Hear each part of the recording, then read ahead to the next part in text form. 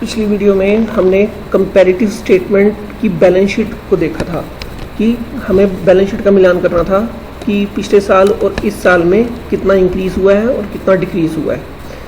आज हम करेंगे income statement, format of comparative income statement as per circular number 43 of July 2013। आपको ये एक सर्कुलर नंबर मिला है 43, इसी का ये फॉर्मेट है for the year ending 31 March 2012 and 13। सबसे पहला है हमारा रिवेन्यू फ्रॉम ऑपरेशंस। देखिए इसमें हमने क्या बनाना है, हमें मालूम है कि इनकम में से अगर हम एक्सपेंसेस को लेस कर देंगे तो हमारा एक प्रॉफिट निकल कर आ जाएगा। तो इस फॉर्मेट में भी क्या हुआ है, जो हमारी इनकम्स थी उनको हमने सारा ऐड किया और एक्सपेंसेस जो है हमने सारे लेस करे, टोटल एक्सपेंसेस। तो हमारा क्या बन गया, आ गया प्रॉफिट बिफोर टैक्स। और फिर जब इस पर टैक्स लग जाएगा प्रोविजन फॉर टैक्स, तो आप उसको भी लेस करोगे और प्रॉफिट आफ्टर टैक्स आपका आंसर आ जाएगा। और बाद में हमें ये चेक करना है कि कितना वो इंक्रीज़ हुआ पिछले साल में और कितना डिक्रीज़ हुआ और उसका परसेंटेज में इंक्रीजिंग और डिक्रीजिंग कितना है।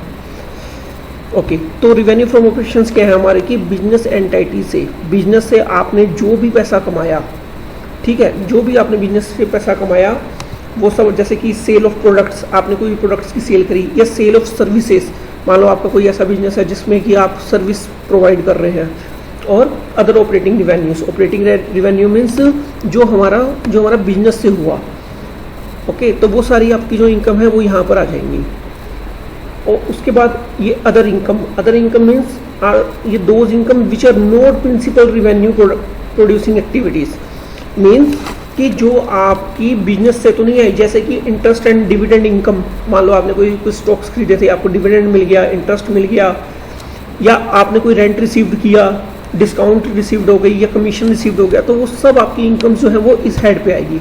तो इस तरह से दोनों जो टोटल से हमारी इनकम्स हैं वो हमारी ऐड हो जाएंगी यहाँ पर। ओके, फिर उसके बाद है आपके एक्सपेंसेस, जैसे कि कॉस्ट ऑफ मटेरियल कंज्यूम्ड। अब कॉस्ट ऑफ मटेरियल कंज्यूम्ड क्या होता है, जिसमें हमें एक कॉस्ट निकालनी होती है कि हमें जो परचेज पड़ी वो कितने की पड़ी। जैसे कि आपके पास कोई ओपनिंग, इसका एक फॉर्मूला बताते हैं आपको। जैसे कि आपके पास सपोज ओपनिंग स्टॉक है,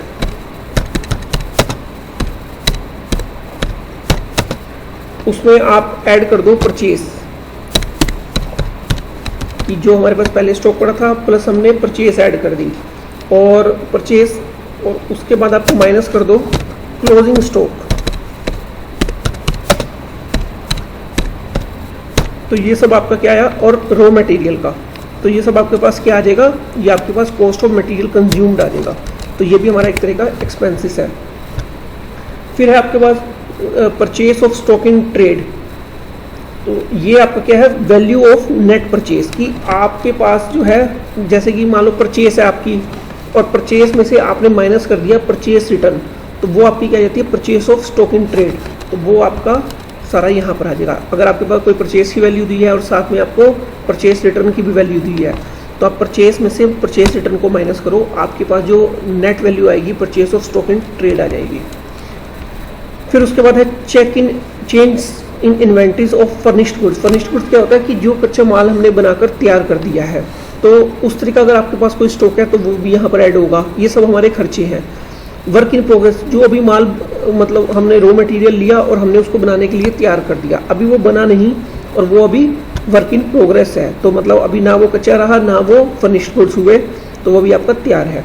और stock in trade, closing stock हमारा जो भी है वो आपका स्टॉक इन ट्रेड है।